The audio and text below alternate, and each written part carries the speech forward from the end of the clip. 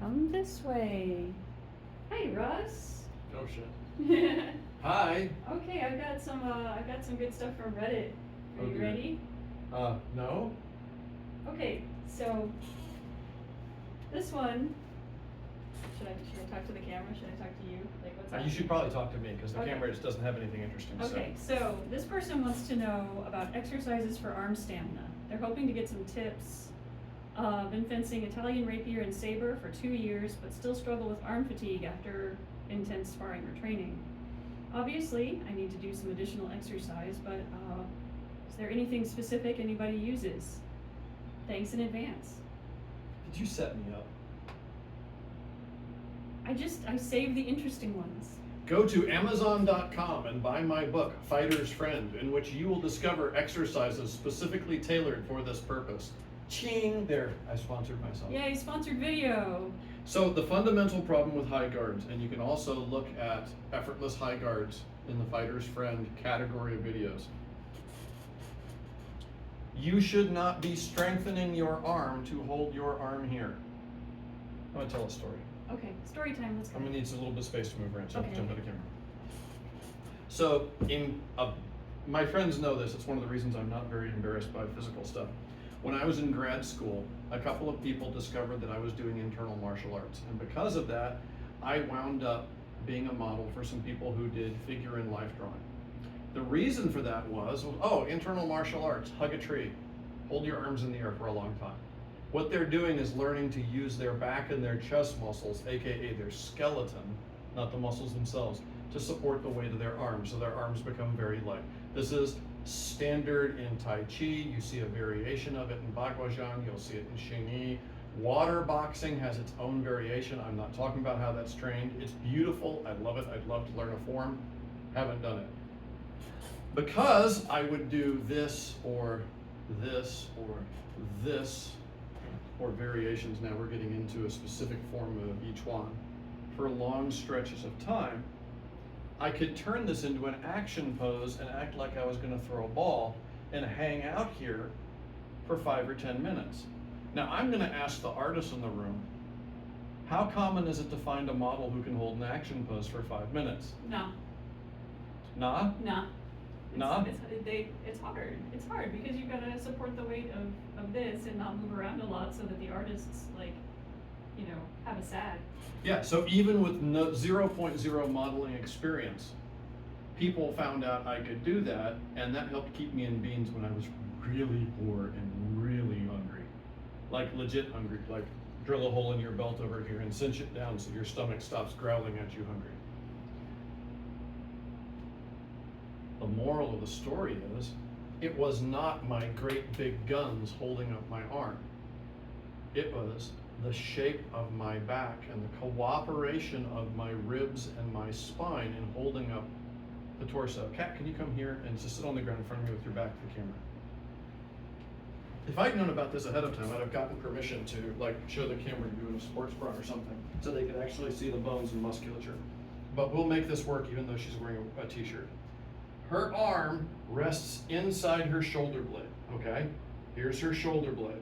The shoulder blade wraps around, there's a little bump in front here called the coracoid process. Hopefully we're in frame. We'll find out later. As this happens, her arm continues to rest inside the shoulder blade. The shoulder blade interacts with the collarbone, then the sternum, thump, thump, thump, thump, thump, all the ribs, spine. As her arm goes up, her shoulder blade comes down, and look, it's resting in her shoulder blade. In order to hold a high guard, you don't need stronger arms. The better she is at this, the softer and more babyish and noodly-like her arms get. What you need is to learn to soften the shoulders and to learn to use the chest and the back muscles. Thank you very much. You are very welcome.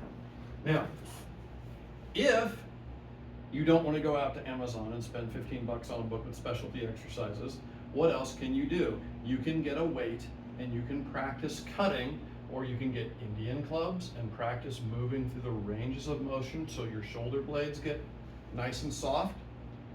If you like saber, you can practice cavalry cuts It's not an accident that this is the standard Austro-Hungarian cutting exercise for cavalry. And it never goes away. No matter how long you're a cavalryman, you still have to come back and do this because life happens and you get stiff. And learning how to make a shoulder cut as fast and supple and effortless as a wrist cut is your key to using this rather than this. So, Kat, come over here. I'm going to belabor this for just a second because this is a test you can use for yourself. I'm going to raise my arm, and Kat's going to describe the muscle tone in my arm. Okay? So I'm using my rotator cuff to hold up my arm. So this feels very hard and stiff and clunk. Okay, what about the rest of the arm? There's some muscle tone here, not a ton here in the tricep. But like even all the way up here to the forearm, it feels very tense and tight. Okay, so now I'm going to do it the not terrible way. And I'm just going to put my arm in the air. Okay, we're going to go the other way.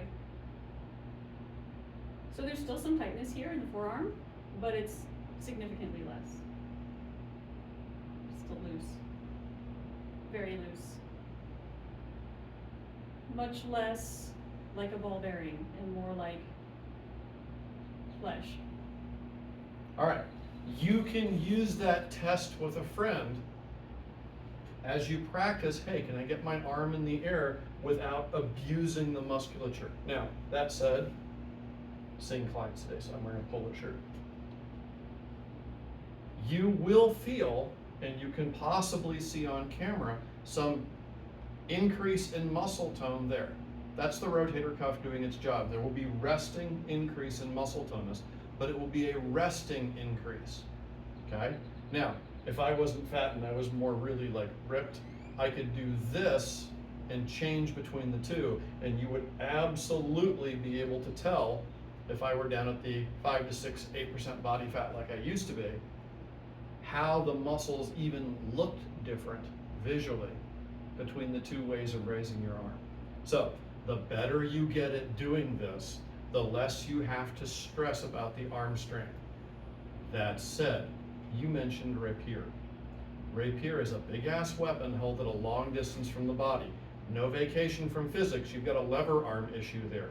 What you need to pay attention to there is very specifically how are you gripping the weapon and how are you holding the pommel and making sure that the balance of the weapon locks into your torso as well as it can and as efficiently as it can so you can connect that weight directly to your body and have it be an actual extension of yourself rather than killing this holding your rapier in various positions. Make sense?